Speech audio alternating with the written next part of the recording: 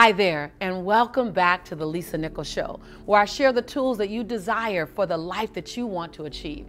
I'm so excited about our comments. You guys have been going crazy in the comments, talking and sharing and going back and forth, giving me feedback. I absolutely love it. And Valerie, I love your comment. You said, manage my time more effectively to get more freedom. BOL, which means breakthrough out loud. Yes, Valerie, we believe that managing our time more effectively and really being laser focused on how we use our time is constricting or restrictive, when in fact, when you manage your time more effectively, you actually create more freedom to do the things that you love, because you'll find that you'll get more done in less time with far less feeling of overwhelm. You got it, Valerie. BOL, breakthrough out loud. I love it. And LaShawn, I love your comment. I love it because you got it. When you get this, you got it, girl. You said the name for the task on your agenda should reflect your goal, not the process. And then you wrote,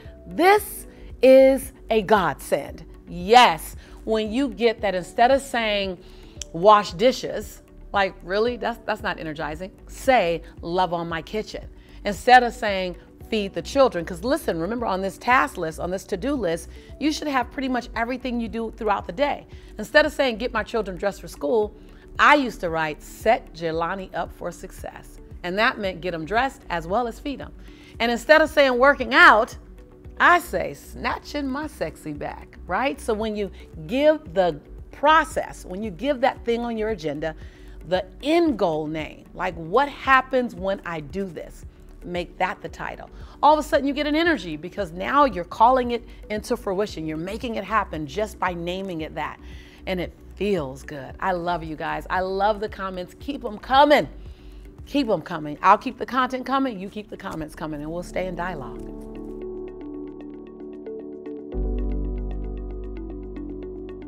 You know, so often people are consumed with fear. The fear of judgment, that's a huge one. The fear of failure, what happens if it doesn't work? The fear of success, what happens if it does work and people see me like they really see me for who I am? What happens if I get hurt in a relationship? Like, there's so many what ifs. But what happens when you what if yourself, all over yourself, you never think about the what if it works? What if? What if it has just as much chance at working as it does at not working? And what if you redefine what we call failure? And in my language, I love in the book Abundance Now that I wrote, and many of you have read it, I talk about you can fail all day long, just fail forward.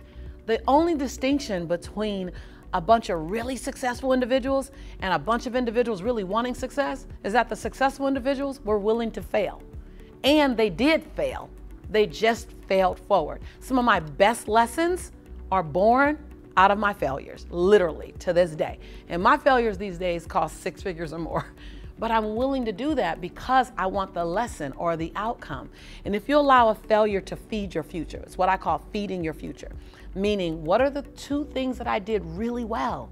And what's the 1 area that I can improve upon? Or what's the 3 things I did really well? And what are the 2 areas that I can improve upon? And then take those 2 things and pull that lesson forward. Or take the 3 things that you did well and make sure you don't lose those.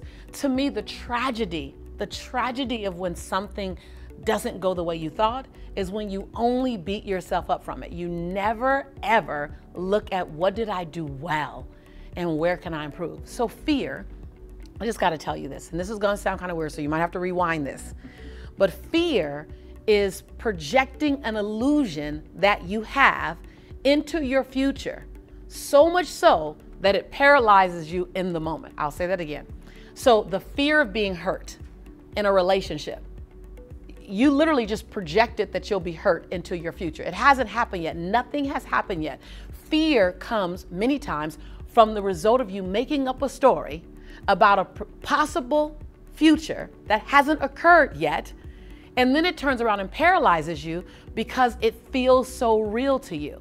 I'm not saying it can't happen, but what I'm saying is that it hasn't happened. and that you're projecting it. What if I get hurt? What if I lose my money? Just think about it. If you've ever said any of these things. What if I fail at it? What if I'm embarrassed? People come to me all the time about speaking. What if I get on stage and I freeze? Well, you haven't frozen yet because you haven't got on stage yet. But now the thought of freezing paralyzes you in the now. So now you're frozen thinking about freezing. So now we're not doing anything.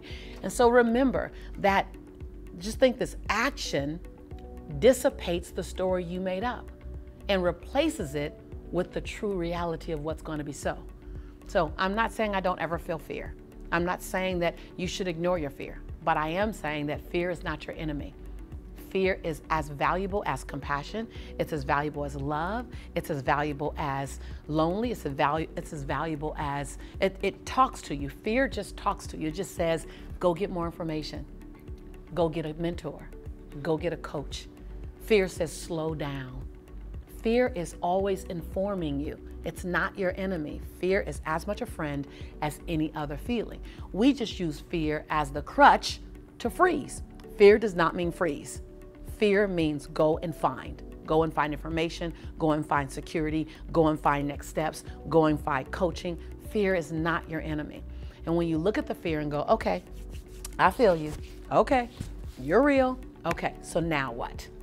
And when you take it on like that and you go gather information, you go gather support, you go gather things you need, all of a sudden the fear will begin to dissipate into the nothingness that it always was.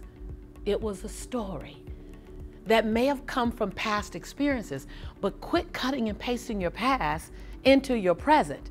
Because when you cut and paste your past and bring it into your present, now you just cut and paste your past from your present to your future.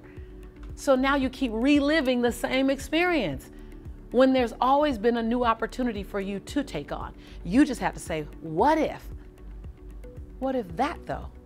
What if it does work? What if love does feel good? What if I bring every lesson that I've ever learned in the relationships that crumbled because I was small, I was insecure, I was in my righteousness, I was too committed to being right than I was to being in partnership? What if I pull all that forward, and what if the relationship works? What if the business works? What if I spend a lot of money that I didn't expect? But what if I also make a lot of money that I didn't expect? What if I get on stage and I feel that moment of frozen and I breathe through it and I keep going anyway? What if there's just as much chance that you will absolutely hit the ball out the park as there is that you'd miss? And if you miss, you got a lesson. And if you hit the ball out the park, well, that takes care of itself. So now remember, this show is a lot of things, but it's not a monologue.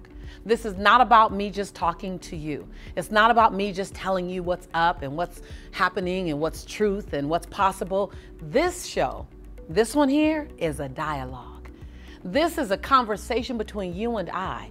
It's a conversation between a community, a tribe. And I would love to hear from you. I'd love for you to comment below, what's that thing that you're going to do today that you might have been a little afraid of doing before? Or what's that thing you're going to do this week? Or what's that leap you're going to take, knowing that you're holding fear in one hand and courage and possibility in the other? What is that thing you're going to do? I would love to hear your comment. Make sure that you subscribe and be on the lookout for more amazing content from me and from you in the future. I'm your sister. I am so your sister in prosperity. I'm so your sister in possibility. And when I say I believe in you and I love you, it's because I do. I believe in you and I love you. I'll see you real soon.